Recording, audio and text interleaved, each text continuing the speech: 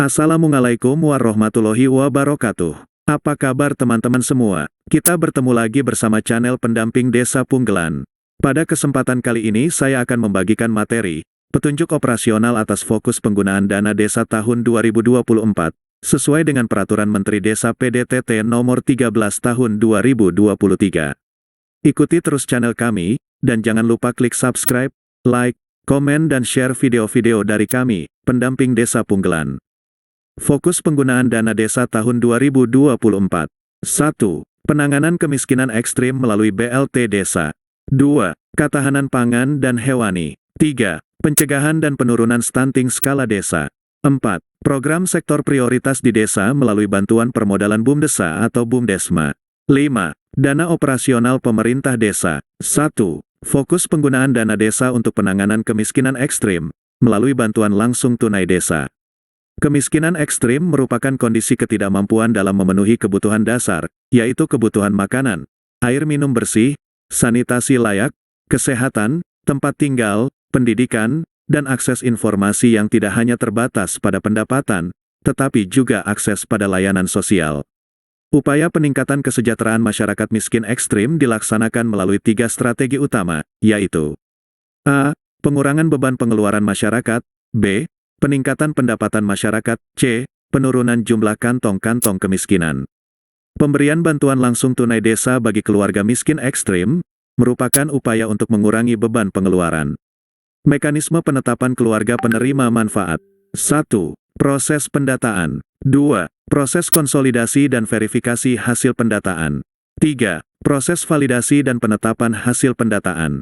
4. Perubahan keluarga penerima manfaat. Pembayaran bantuan langsung tunai desa kepada keluarga penerima manfaat dilakukan dengan metode tunai dan atau non-tunai dan dibayarkan sesuai dengan peraturan perundang-undangan yang mengatur mengenai pembayaran bantuan langsung tunai desa.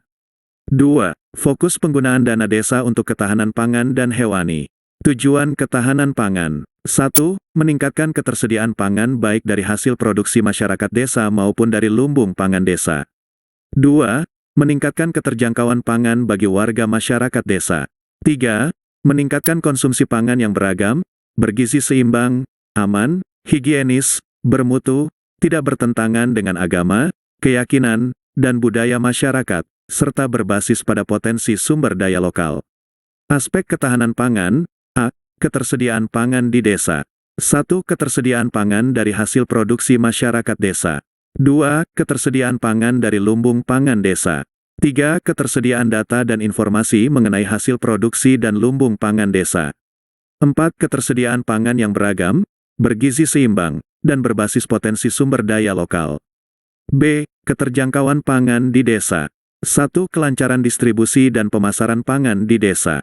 2. Ketersediaan bantuan pangan bagi masyarakat miskin, rawan pangan dan gizi, maupun dalam keadaan darurat. C. Pemanfaatan pangan di desa. 1. Konsumsi pangan yang beragam, bergizi seimbang, dan berbasis pada potensi sumber daya lokal. 2. Konsumsi pangan yang aman, higienis, bermutu, dan tidak bertentangan dengan agama, keyakinan, dan budaya masyarakat. Penyelenggaraan ketahanan pangan. 1. Pemerintah desa dan lembaga kemasyarakatan desa memiliki peran dalam penyediaan, keterjangkauan, dan pemanfaatan pangan sesuai dengan kewenangan desa. 2. Peran badan usaha milik desa atau adan usaha milik desa bersama dalam mendukung ketahanan pangan di desa. A. Pengelola usaha atau unit usaha lumbung pangan desa. B. Penyediaan permodalan dan unit usaha dana bergulir masyarakat. C. Penyewaan peralatan pertanian. D. Penyedia sarana produksi, pemasaran hasil pertanian melalui pengelolaan lumbung pangan, pengolahan, dan pemasaran serta kerjasama dengan kelompok ekonomi desa dan swasta. 3. Peran masyarakat desa dalam ketahanan pangan di desa. A. Intensifikasi lahan milik masyarakat desa sebagai sumber produksi pangan keluarga. B. Intensifikasi lahan dan penganekaragaman tanaman, sebagai langkah optimalisasi lahan pekarangan untuk memproduksi pangan keluarga. C. Berpartisipasi aktif dalam mewujudkan ketahanan pangan di desa. D. Pengelolaan stok pangan keluarga. 4. Kemitraan dalam penguatan ketahanan pangan di desa dapat dilakukan bersama perguruan tinggi, BUMN, lembaga swasta, dan organisasi masyarakat serta media terkait. A. Melakukan pelatihan, Pembimbingan dan pendampingan desa dalam mencapai ketahanan pangan di desa. B. Memberikan informasi akses permodalan, pengolahan produksi, promosi, dan kerjasama sebagai penguatan ketahanan pangan di desa. Kegiatan ketahanan pangan yang dapat dilakukan di desa. A. Ketersediaan pangan di desa. 1. Ketersediaan pangan dari hasil produksi masyarakat desa, seperti A. Pemanfaatan tanah kas desa sebagai lahan pertanian, peternakan, perikanan, perkebunan atau kegiatan pengembangan pangan lainnya. B. Pemanfaatan lahan pekarangan dan pemanfaatan lahan non-produktif untuk pertanian, peternakan, dan perikanan. C. Pengembangan pertanian keluarga, pekarangan pangan lestari, hidroponik, atau bioponik. D. Peningkatan ketersediaan dan akses benih dan bibit tanaman, ternak, dan ikan. E. Pelatihan budidaya pertanian, perkebunan, perhutanan, peternakan dan atau perikanan. F.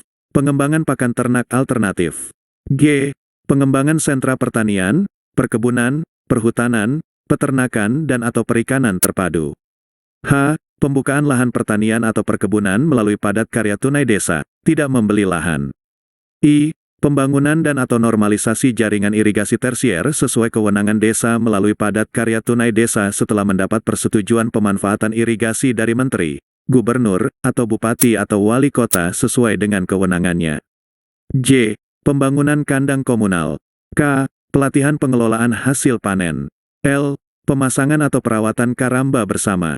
M. Pembangunan dan pemeliharaan tempat pelelangan ikan dan tempat penjualan ikan lainnya yang dikelola badan usaha milik desa dan atau badan usaha milik desa bersama. N.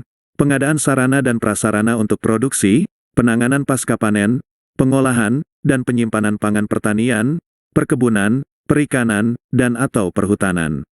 O. Program atau kegiatan lainnya untuk mewujudkan ketersediaan pangan dari hasil produksi masyarakat desa, sesuai kewenangan desa dan diputuskan dalam musyawarah desa. 2. Ketersediaan pangan dari lumbung pangan desa, seperti A. Pengembangan dan pengelolaan lumbung pangan desa melalui padat karya tunai desa. B. Pemeliharaan infrastruktur pendukung lumbung pangan desa melalui padat karya tunai desa. C. Program atau kegiatan lainnya untuk mewujudkan ketersediaan pangan dari lumbung pangan desa sesuai kewenangan desa dan diputuskan dalam musyawarah desa. 3. Ketersediaan pangan yang beragam, bergizi seimbang, dan berbasis potensi sumber daya lokal, seperti A. Pengembangan teknologi tepat guna untuk usaha pengolahan pangan lokal. B. Pengembangan diversifikasi usaha tani dan perikanan. C. Penanaman tumpang sari tanaman pokok di lahan perkebunan. D. Program atau kegiatan lainnya untuk mewujudkan ketersediaan pangan yang beragam, bergizi seimbang, dan berbasis potensi sumber daya lokal sesuai kewenangan desa dan diputuskan dalam musyawarah desa. B. Keterjangkauan pangan di desa. 1.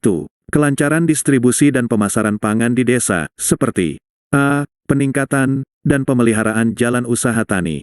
B. Program atau kegiatan lainnya untuk mewujudkan kelancaran distribusi dan pemasaran pangan di desa, sesuai kewenangan desa dan diputuskan dalam musyawarah desa. 2. Ketersediaan bantuan pangan bagi masyarakat miskin, rawan pangan dan gizi, maupun dalam keadaan darurat, seperti A. Pemberian bantuan bahan pangan bagi warga miskin rawan pangan dan gizi. B. Program atau kegiatan lainnya untuk mewujudkan ketersediaan bantuan pangan bagi masyarakat miskin, rawan pangan dan gizi, maupun dalam keadaan darurat sesuai kewenangan desa dan diputuskan dalam musyawarah desa. C. Pemanfaatan pangan di desa. 1. Konsumsi pangan yang beragam, bergizi seimbang, dan berbasis pada potensi sumber daya lokal, seperti A. Sosialisasi dan edukasi konsumsi pangan beragam, bergizi, seimbang, dan aman.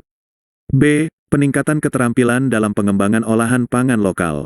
C. Pengembangan dan diseminasi teknologi tepat guna untuk pengolahan pangan lokal. D. Program atau kegiatan lainnya untuk mewujudkan konsumsi pangan yang beragam, bergizi seimbang, dan berbasis pada potensi sumber daya lokal sesuai kewenangan desa dan diputuskan dalam musyawarah desa. 2. Konsumsi pangan yang aman, higienis, bermutu, dan tidak bertentangan dengan agama, keyakinan, dan budaya masyarakat, seperti A. Edukasi tentang makanan yang bebas akan cemaran biologis, kimia, dan benda lain yang dapat mengganggu, merugikan, dan membahayakan kesehatan manusia.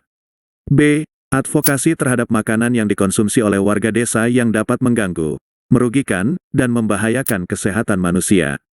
C. Sosialisasi keamanan pangan terhadap petani, nelayan, pembudidaya ikan, dan pelaku usaha pangan. D. Program atau kegiatan lainnya untuk mewujudkan konsumsi pangan yang aman, higienis, bermutu, dan tidak bertentangan dengan agama, keyakinan, dan budaya masyarakat sesuai kewenangan desa dan diputuskan dalam musyawarah desa.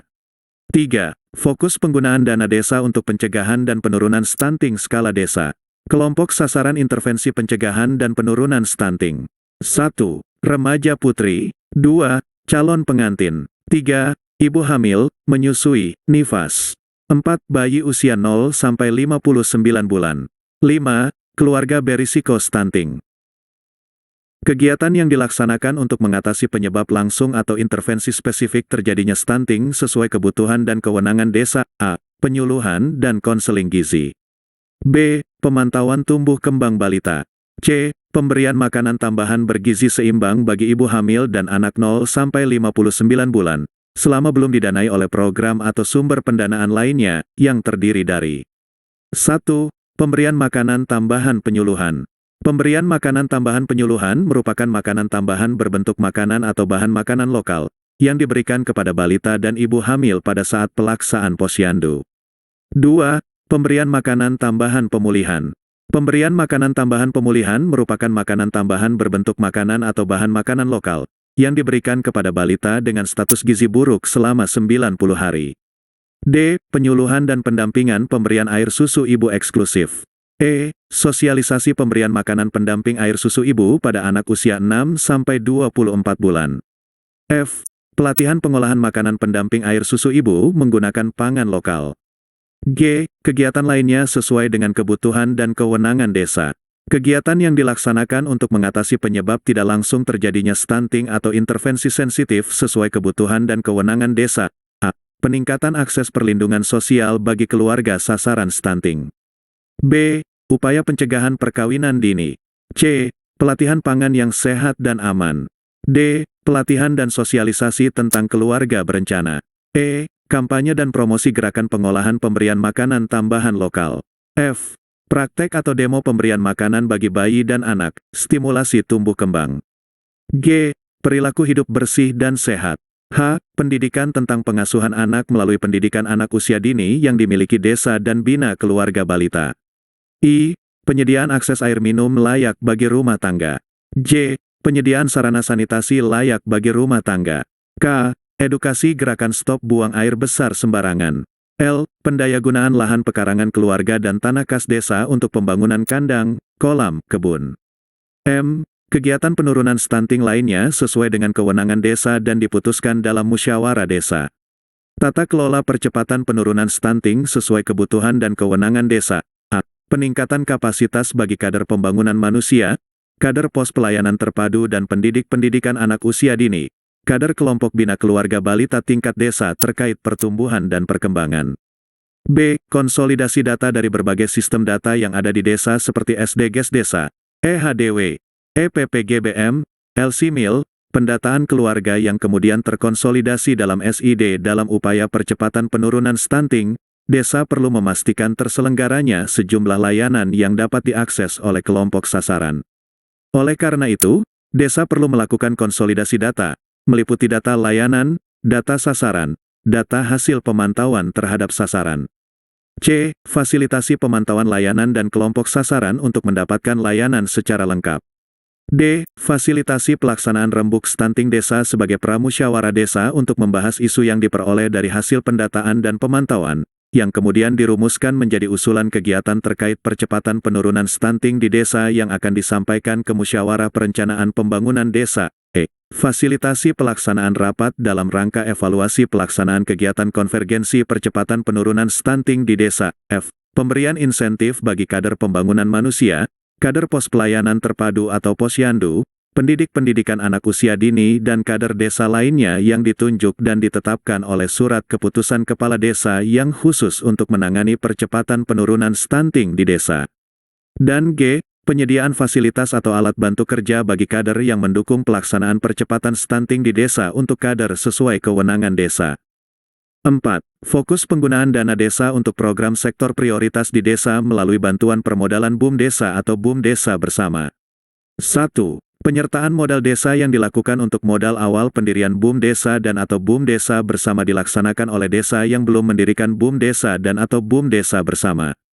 2. Penyertaan modal desa yang dilakukan untuk penambahan modal BUM Desa atau BUM Desa Bersama meliputi A. Pengembangan kegiatan usaha BUM Desa dan atau BUM Desa Bersama. B. Penguatan struktur permodalan dan peningkatan kapasitas usaha. C. Penugasan desa kepada BUM Desa atau BUM Desa Bersama untuk melaksanakan kegiatan tertentu berdasarkan hasil musyawarah desa. 3. Pengembangan kegiatan usaha BUM Desa atau BUM Desa Bersama difokuskan untuk pembentukan dan pengembangan produk unggulan desa dan atau produk unggulan kawasan perdesaan, meliputi A. Pengelolaan hutan desa. B. Pengelolaan usaha hutan sosial. C. Pengelolaan hutan adat. D. Pengelolaan air minum. E. Pengembangan produk pertanian, perkebunan, dan atau peternakan. F. Pengembangan produk perikanan seperti pembenihan, pengasapan, penggaraman, perebusan dan lain-lain. G. Pengembangan sarana produksi pemasaran dan distribusi produk. H. Pengembangan desa wisata. I. Pengembangan usaha BUM Desa atau BUM Desa Bersama lainnya yang sesuai potensi dan kewenangan desa. 5. Dana operasional pemerintah desa. Dana desa dapat digunakan untuk dana operasional pemerintah desa paling banyak 3% dari pagu dana desa setiap desa dengan tetap memperhatikan kewenangan desa. Dana operasional pemerintah desa yang bersumber dari dana desa digunakan untuk mendukung pelaksanaan tugas pemerintah desa dan diberikan setiap bulan. Kegiatan dari dana operasional pemerintah desa yang bersumber dari dana desa. 1. Koordinasi. Dana operasional pemerintah desa yang bersumber dari dana desa dapat digunakan untuk kegiatan koordinasi yang dilakukan bersama dengan pemerintah pusat, pemerintah daerah, pemerintah desa lain, masyarakat dan atau kelompok masyarakat dalam rangka membangun keharmonisan hubungan koordinasi serta kegiatan lain yang mendukung pelaksanaan tugas pemerintah desa, meliputi A. Biaya komunikasi pemerintah desa, seperti pulsa dan kuota internet. B. Kegiatan rapat atau pertemuan dalam rangka koordinasi yang diselenggarakan di desa. C. Biaya pelaksanaan koordinasi dari desa ke kecamatan dan atau kabupaten atau kota setempat. 2. Penanggulangan kerawanan sosial masyarakat. Dana operasional pemerintah desa yang bersumber dari dana desa dapat digunakan untuk kegiatan dalam rangka pencegahan dan penanggulangan kerawanan sosial yang disebabkan karena A. Kemiskinan atau kesusahan atau musibah dan atau keterbatasan dana, meliputi 1. Biaya transportasi masyarakat desa yang membutuhkan akses darurat kepada layanan kesehatan yang berjarak jauh dari desa. 2. Bantuan pemulasaran jenazah bagi masyarakat miskin ekstrim seperti kain kafan dan peti jenazah. B. Konflik sosial, meliputi 1. Biaya operasional untuk mediasi konflik sosial di desa seperti biaya transportasi dan konsumsi forum mediasi. 2. Biaya operasional untuk menjamin keamanan dan ketertiban di desa seperti biaya transportasi dan konsumsi. 3. Penyelenggaraan forum lintas kelompok budaya dan agama sebagai upaya pencegahan konflik sosial seperti pembiayaan konsumsi forum. C. Bencana yang menimpa masyarakat desa, meliputi 1. Bantuan logistik bagi masyarakat desa yang menjadi korban bencana. 2. Biaya transportasi kepala desa dalam merespon bencana di desa yang belum mendapat intervensi dari supradesa. 3. Kegiatan rapat atau pertemuan dalam rangka pencegahan dan penanggulangan kerawanan sosial. 3. Kegiatan lainnya untuk mendukung pelaksanaan tugas pemerintah desa. A. Kegiatan promosi, meliputi 1. Promosi produk unggulan desa. 2. Promosi desa berbasis digital. B. Protokoler, meliputi 1. Penyelenggaraan upacara kedinasan di desa. 2. Operasional penyambutan tamu dari pemerintah pusat atau provinsi atau daerah yang berkunjung ke desa. C. Pemberian untuk masyarakat yang berprestasi, khususnya yang berasal dari keluarga miskin di desa, meliputi 1. Bantuan seragam. 2. Perlengkapan sekolah. 3. Piagam atau plakat apresiasi. D. Kegiatan olahraga, sosial, seni, budaya, keagamaan, meliputi 1. Perlengkapan olahraga untuk Karang Taruna. 2. Penyelenggaraan acara kesenian di desa. 3. Penyelenggaraan acara adat di desa. 4. Penyelenggaraan acara keagamaan di desa seperti pengajian. E. penguatan rasa kebangsaan dan kesatuan, seperti penyelenggaraan lomba peringatan hari nasional seperti Hari Kemerdekaan Indonesia, Hari Pahlawan, Hari Kebangkitan Nasional, dan peringatan hari nasional lainnya. F. Pemberian apresiasi kepada orang dan atau masyarakat yang membantu tugas pemerintah desa, meliputi 1. Piagam atau plakat apresiasi. 2. Penyelenggaraan acara apresiasi bagi tokoh berjasa di desa. Pemberian apresiasi yang bersumber dari dana operasional pemerintah desa. Bagi masyarakat desa berprestasi atau yang membantu tugas pemerintah desa harus berupa barang atau non-tunai. Dana operasional pemerintah desa tidak dapat digunakan untuk 1. Membayar honorarium pemerintah desa. 2. Perjalanan dinas pemerintah desa di luar kecamatan dan atau kabupaten atau kota setempat. 3. Membayar iuran jaminan sosial kesehatan dan jaminan sosial ketenagakerjaan bagi aparat desa. Jaminan sosial kesehatan dan jaminan sosial ketenagakerjaan bagi aparat desa dapat bersumber dari anggaran pendapatan dan belanja daerah. Terima kasih. Demikian materi terkait petunjuk operasional atas fokus penggunaan dana desa tahun 2024, sesuai dengan Peraturan Menteri Desa PDTT Nomor 13 Tahun 2023. Semoga bermanfaat. Wassalamualaikum warahmatullahi wabarakatuh.